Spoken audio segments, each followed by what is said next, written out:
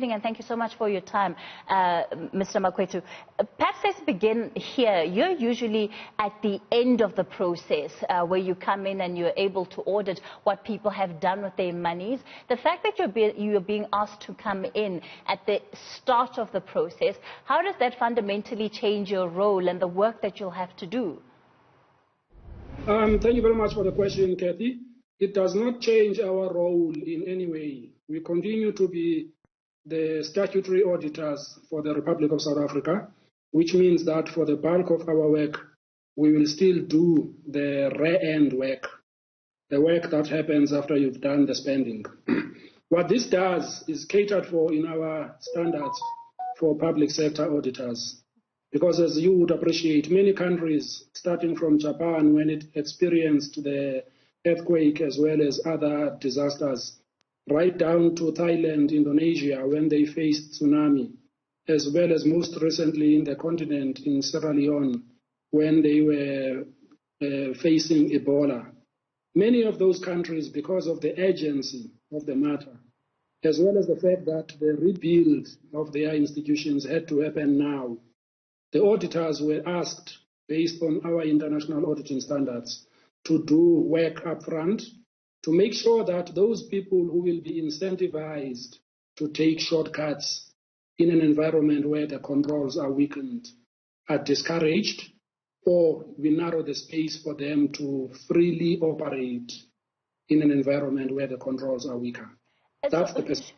So what does it effectively mean? Does it mean that municipalities will now have to consult with the Auditor-General at every step of the process where they're procuring work that needs to be done? And I know you still need to flesh out some of the details, but what's your understanding of how your officials will now have oversight on the day-to-day? Well, let me use an example of one of the key programs that is going to be having huge items of outflow of cash, and that is the Unemployment Insurance Fund. Just use that as an example. It's much cleaner because municipalities vary from one to the other. If you look at the UIF, Kathy, it's tasked, among others, to deal with the disbursement of money to various corporates as well as individuals. And of course, as well, if you look at the South African Social Security Agency on the other side, it's got to pay those people that are unemployed monthly for 6 months. We do have information from Stats SA that suggests that there's a quantum figure of unemployed people in the country. Give or take, it could be about 10 million, as they have announced in their reports recently. So what you are saying here by preventative controls is that we're going to go to that agency, not at the end of the cycle after 6 months, but now in May, and say to them, do you know that the total amount of money made available for you to pay unemployed people is not more than 3.5 billion? And that means that it's 10 million people times 350 per person. That's 3.5 billion. So that's your ATM limit, so to speak. You can only spend up to or less than 3.5 billion. That's what the fiscus has made available for those kind of people. Then what we'll say to them is that what are the preventative controls that we have put in place to prevent anybody and anyone from coming onto your database and claim this benefit? Because once you allow that to happen, you're going to have an amount even double that 3.5 billion if you're not careful. So that's why we come in with a suite of preventative controls that need to be embraced and implemented. The most important part of it as well, Katie, once we've done the prevention, we then come the following month after you've processed the transactions, and then we say we are here now to do a detection exercise. The detection exercise is to check through the database using various tools that we have at our disposal to assess whether there are no other things that have encroached themselves into the database which may have been missed when transactions were being processed. So it's going to happen, the payments are happening, the payments are inside, we're going to be on the ground doing that kind of work so that when anything goes beyond 3.5 billion, for argument's sake, then we raise the red flag and we ask the questions. Sure. As you've alluded, it might be easier for you to get into organizations like the UIF, but certainly when you take a look at those municipalities who have also reached out to government saying they don't have enough money because revenue collection has been bad, and so they need some form of bailouts from the state. How do you foresee that situation being handled differently? Because municipalities themselves have for the longest time been the crux of the problem where irregular spending is concerned and misuse of state funds go. Well, Kathy, the bottom line, municipalities unfortunately have got their systems of financial management significantly broken. So it's going to be a tough exercise. The fact that they are not able to collect money now under COVID-19,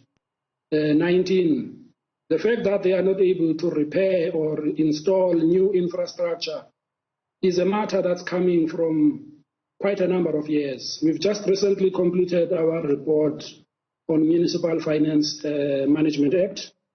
There's glaring evidence there that what you're talking about is money that for many, many years, because of lack of consequences, no attention has been given to it. And one of the reasons for it is because everybody relied on the reactive controls. They did not rely on the controls. They relied on the reactive controls and hope that after the Auditor-General has reported, we'll fix something.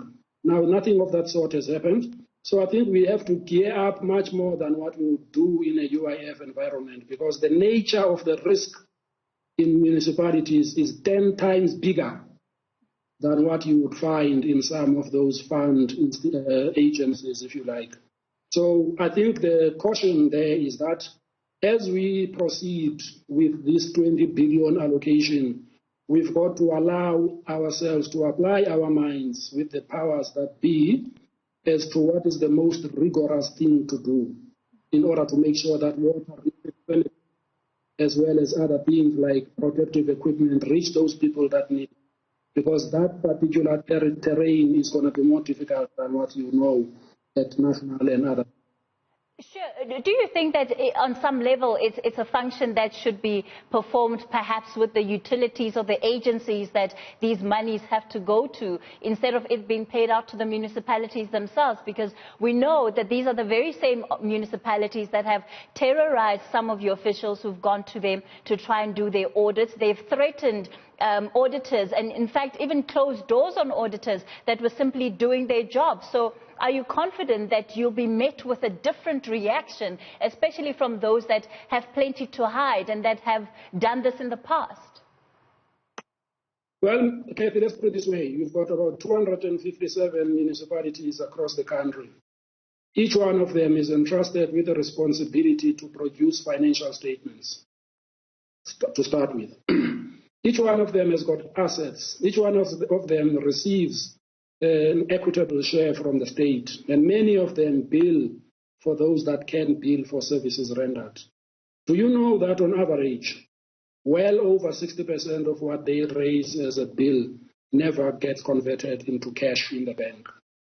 You're dealing with a much more complicated environment when it comes to the lucrative opportunity that comes with additional allocation of money.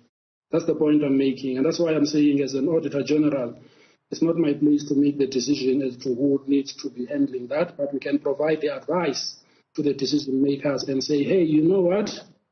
That particular hole is leaking much more than what the others are. Why don't you try plan B? Because what you are interested in as well in terms of this is to make sure that the goods and the services that are so desperately needed in communities reach them quickly and quicker.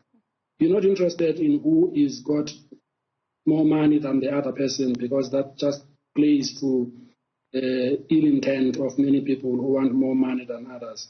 And the reality of the situation is that many of them also have not paid their commitments of previous years. So whenever they receive money now from the fiscus for their normal allocation, they start by paying the debts of yesteryears before they attend to the problems of today. So that's why I'm saying that it's a more complex problem that requires a number of heads to go together. Mr. Makwetu, we're going to have to leave it there for tonight. The Auditor-General of South Africa certainly sounds like he's got his work cut out for him then coming into the next couple of months. We're going to